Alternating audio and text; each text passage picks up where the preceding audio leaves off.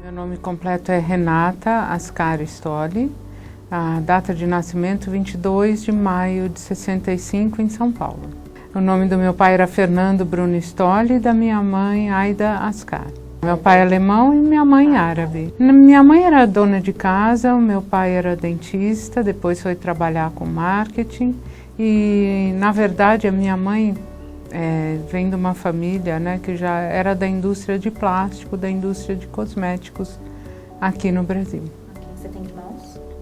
Tenho 6. Uau! Os meus, os seus e os nossos, são vários, né, assim. Meus pais se separaram, os 2 casaram de novo, então assim, nessa turma toda aí somos em 7. Bom, cresci em São Paulo, nasci e cresci aqui em São Paulo, no Paraíso, né, aqui perto, na rua Sampaio Viana. E, bom, enfim, estudei no Colégio Maria Imaculada também, aqui bem próximo, né.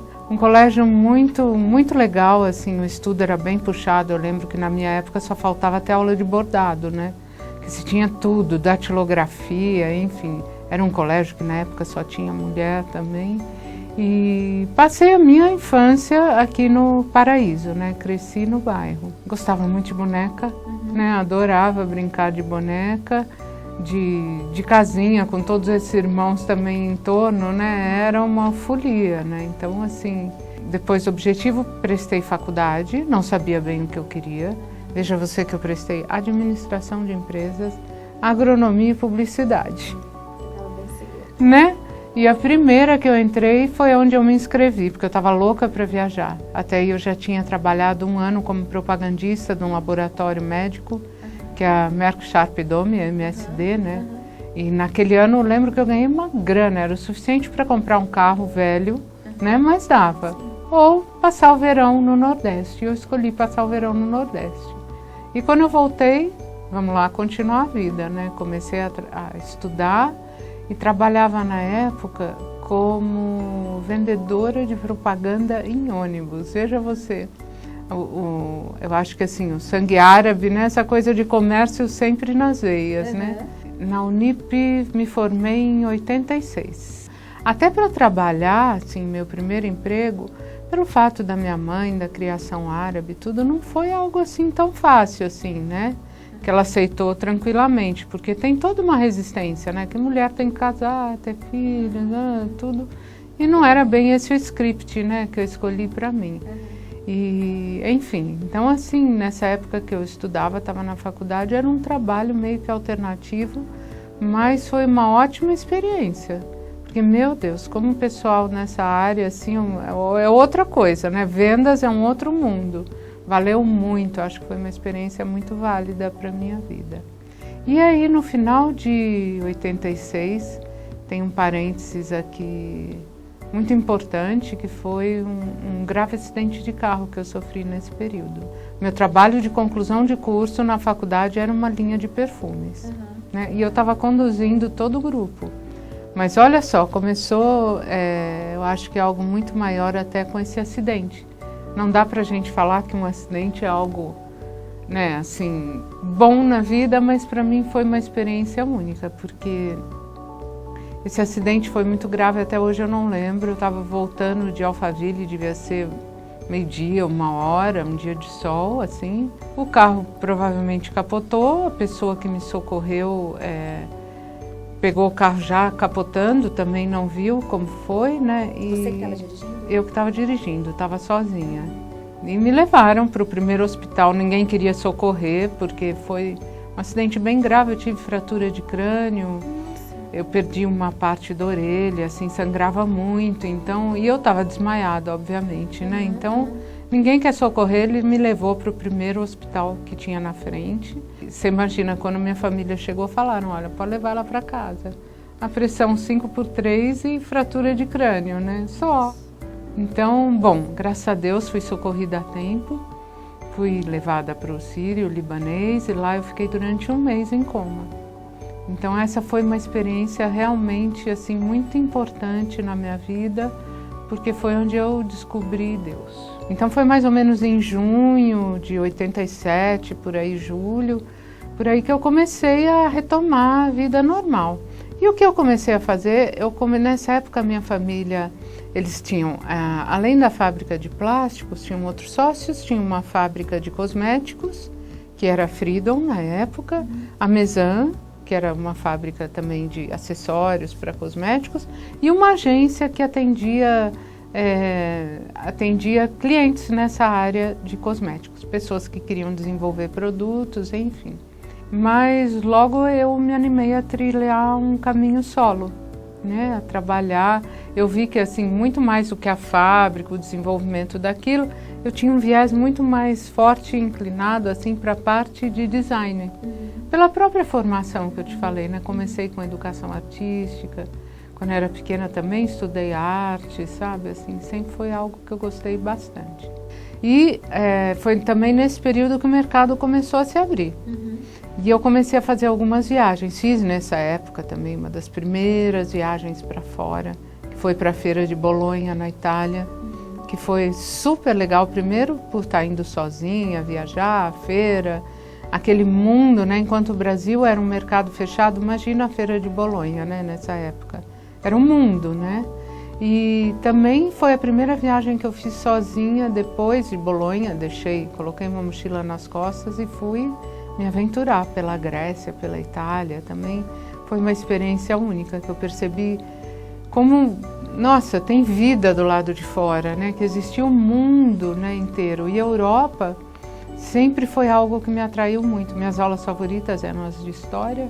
Fui para a Grécia, a Itália, meu Deus, né? A cidade de Firenze, tudo isso me despertou muito também o lado artístico e essa vontade de trabalhar por conta também, né? Voltei, comecei a desenvolver a agência, vários trabalhos e comecei a fazer contatos também com a Europa, com empresas lá, com designers. Peguei um catálogo de fornecedores da época, acho que era um catálogo francês até. Agências de design tinham mais de 80 na França. Eu falei, que loucura. Aí eu peguei as principais, porque lá elencava direitinho quem era quem.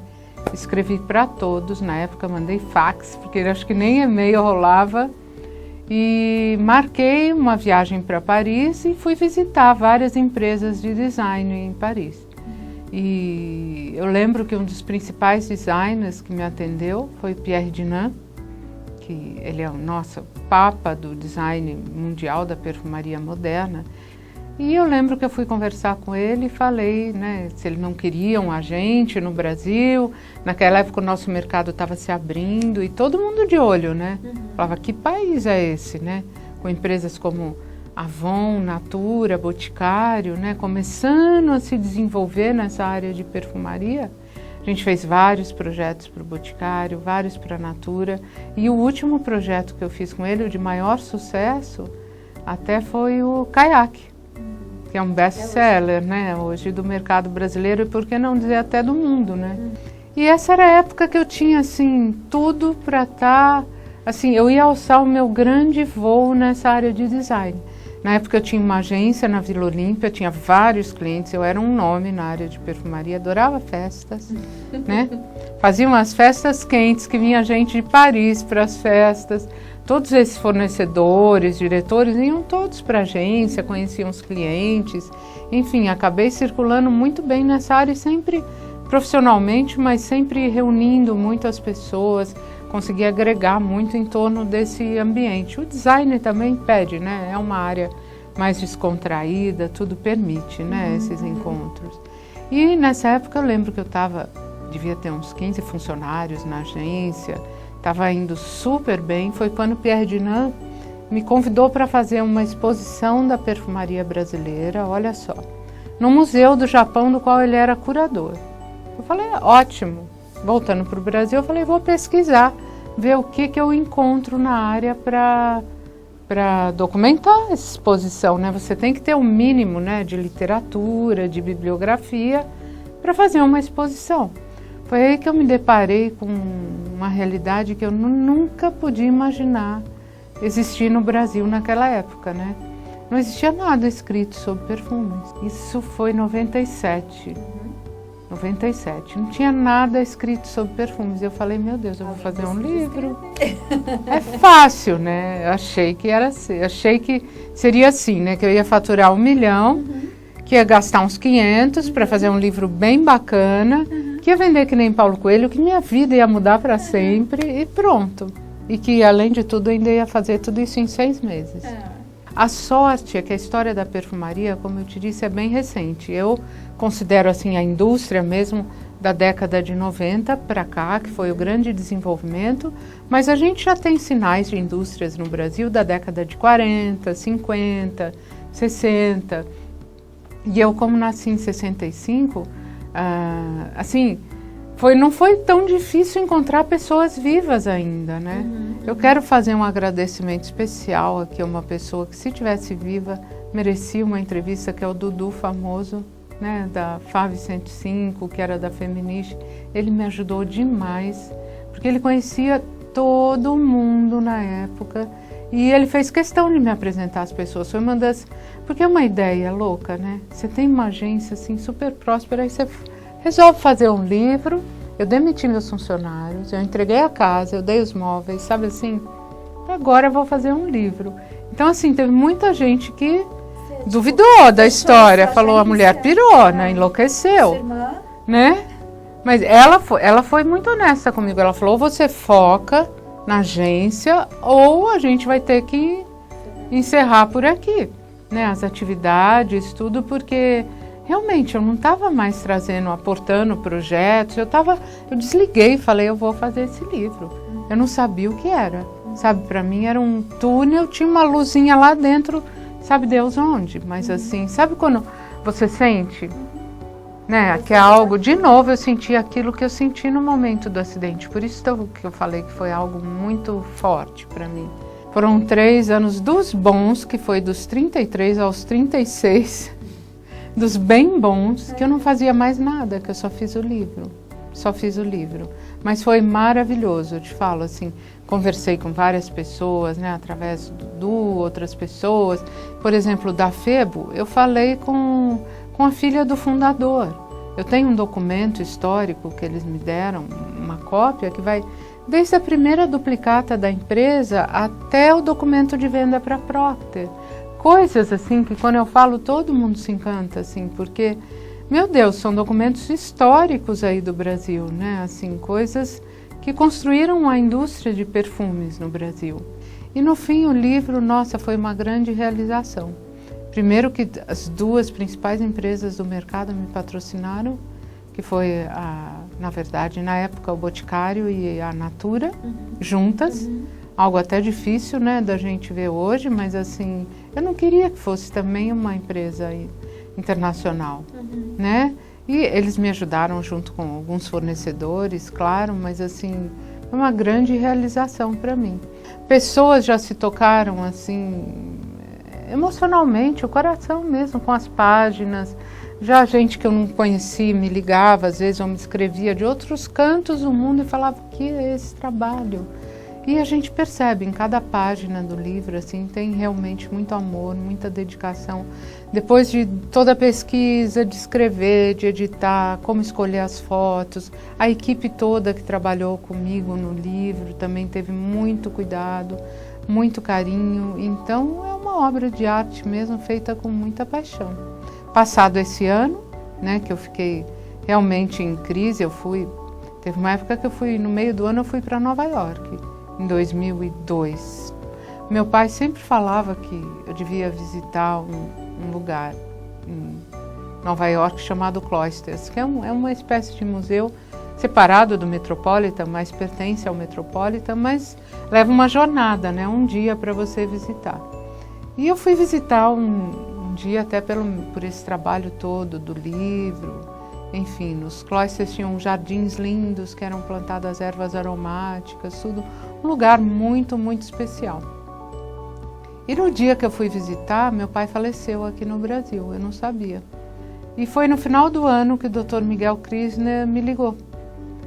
Me ligou em casa, eu estava pensando ainda não sabia muito bem o que ia fazer da vida, e ele falou, olha, eu tenho um sonho, que é fazer um grande museu de perfumaria. inspirado no seu livro. Você quer trabalhar para mim? Eu falei, of course, my dear. Né? Trabalharia até de graça, só que não é justo e você pode pagar, né? Ele falou, posso. Então vem aqui até Curitiba ver o que eu tenho. E fui para lá, numa sala assim, não muito maior aqui que o estúdio. Ele tinha uma coleção imensa, assim, umas 200, 300 peças, assim. Eu falei, meu Deus, eu não sei o que é isso. Né? Assim, tinha acabado de fazer o livro, estava toda fresquinha a história, mas aí eu precisava entender de onde eram aquelas peças, de que período, de onde eram, para poder colocar tudo isso dentro de um museu.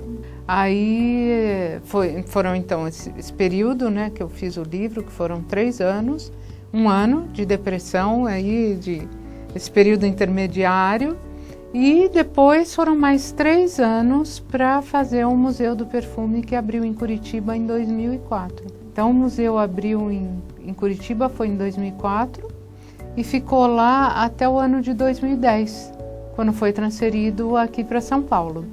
Né? Ele está hoje em frente à Faculdade Santa Marcelina de Moda, e é um espaço aberto ao público. Queria até convidar as pessoas aqui para visitarem. Foi aí que eu desviei um pouquinho, assim, em 2006, né? Foi esse período que eu fiquei entre o Museu de Curitiba e São Paulo. Eu fiz minha obra-prima, que foi minha filha, que nasceu em 2006, né?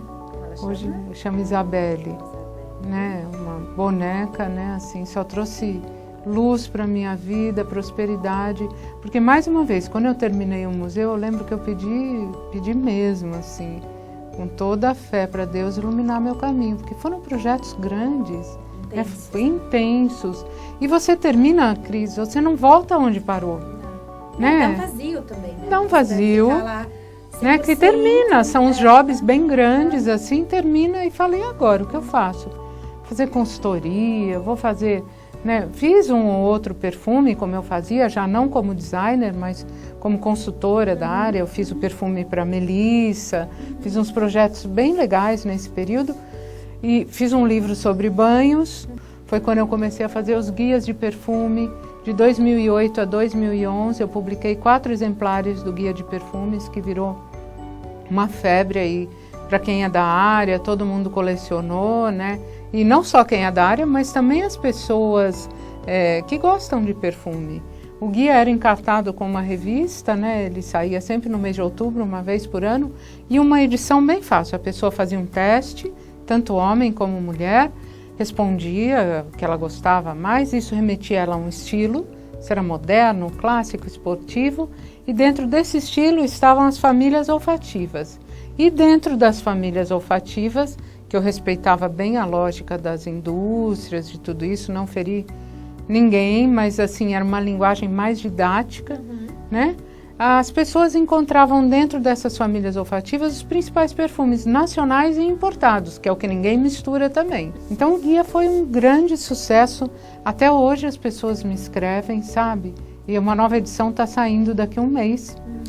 Por isso é muito legal assim voltar a fazer o guia. Estou colocando ele online também, né? Assim, então foi um trabalho assim super bacana na área de perfumaria. Assim, comecei a produzir várias coisas.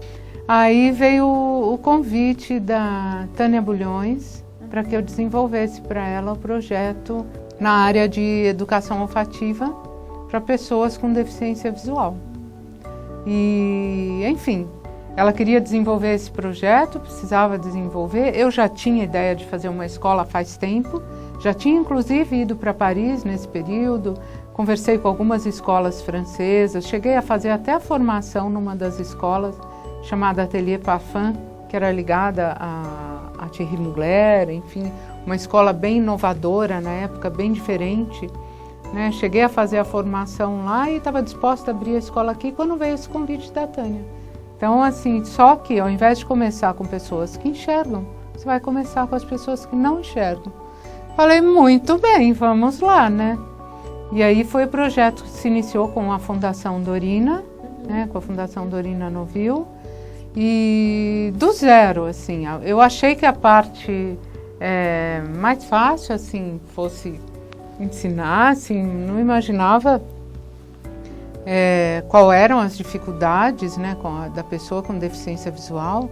E no começo eu confesso que eu tinha assim urticária nervosa durante os primeiros 6 meses. E a gente foi juntos assim desenvolvendo uma maneira de ensinar.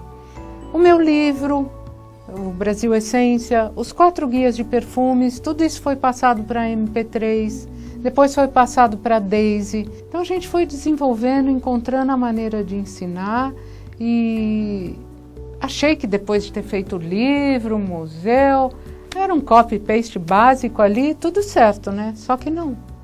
Os alunos, não estou nem falando a questão da deficiência visual, que era o que mais me assustava quando eu comecei. Eu falei, como que eu vou, né? A gente é acostumada nesse mundo PowerPoint, imagem, visual. Como que eu vou ensinar quem não enxerga? Então a gente começou com braille, depois com letra ampliada, com tudo. Depois fomos chegando nesses métodos mais modernos, né? Onde tudo deu certo. Mas o mais difícil, assim, é que eu começava a falar de coisas que até pra gente pode ser básico. Falar de Chanel, falar de Dior, e os alunos falavam, o quê? Né? Então eles iam escutando o livro, iam se encantando, chegava na aula, ai, agora me conta mais disso, você falou no livro isso. Era fascinante dividir esse conhecimento com todas essas pessoas. Mas mais do que isso, assim, eu tenho certeza que eu dei um grande presente para alguns deles, para algumas famílias. Dos 22 alunos que se formaram com a gente, 12 estão empregados com CLT, com tudo. Pensa na vida, né, dessas pessoas, como mudou. Muitas vezes, também outras coisas que a gente foi descobrindo. Ensinar, como eu te disse, acabou sendo, né, o meu maior desafio nessa história. O aluno precisava de informática, porque a gente começou com braille, com letra ampliada, mas viu que essa não era a realidade das empresas, que a gente tinha que replicar o cenário das empresas. Então, eles começaram a usar o computador, todo o material era digital para eles, os alunos que não conseguiam acompanhar eram encaminhados para o curso de informática dentro da própria fundação. Então, isso é inclusão, né? Você fazer esse trabalho. E, nossa, foi de novo uma outra bênção, um grande desafio na minha vida.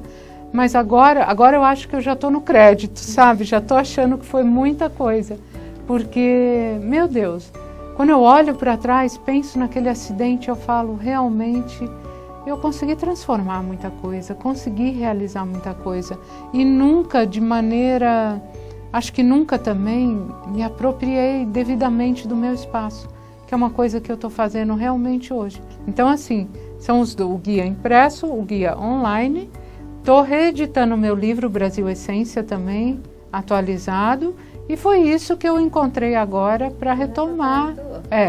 Mas quero retomar meus trabalhos, assim, quero retomar, nem parei, né? Nessa parte educativa, né? Mas agora com algo muito maior, para muito mais pessoas, e é uma notícia que logo, logo vocês vão poder dar. Prometo de primeira mão. Bom, adoro ficar com a minha pequena, né? Assim, eu acho que os filhos são uma continuidade, né, da nossa vida. A gente acaba aprendendo muito com eles, né? Adoro fazer qualquer programa com ela, é uma menina muito especial, né? Além de tudo, Deus sabia direitinho o que estava fazendo, que mandou uma bem boazinha, né? Que nem trabalho dá, né? Ela é muito, muito querida. E adoro viajar, sempre assim, sempre gostei muito da Europa, de museus, de tudo isso. Meu hobby, pintar, até hoje. Né? Muitas vezes não tenho tempo, eu confesso que ultimamente assim tem sido bem corrido, com tantos projetos aí novos aparecendo, mas nossa, até nas viagens, tudo isso eu adoro. Bom, meu momento atual, posso dizer para você que eu estou me sentindo num momento muito pleno. Acabei de completar 50 anos, comemoro isso assim, nossa, com muita alegria, porque eu acho que tem pessoas com 90 que não fizeram metade do que eu fiz. Acho que foram grandes realizações durante todos esses anos, assim, e que, enfim, me tornaram uma pessoa, assim, muito segura do que eu quero para mim agora. Acho que as coisas acontecem na hora certa, no lugar certo, da maneira como tem que ser. Então, assim, pretendo me dedicar bastante a essa parte educativa e cultural. Tem grandes projetos nessa área para desenvolver, tanto novas publicações como projetos educacionais. E, enfim, o céu é o limite. Eu espero que tenha ainda grandes desafios nesse caminho. Estou pronta aí para o que der e vier nesse sentido. E acho que a minha grande missão nessa vida, pelo menos profissional, é realmente educar as pessoas nessa área de perfumaria.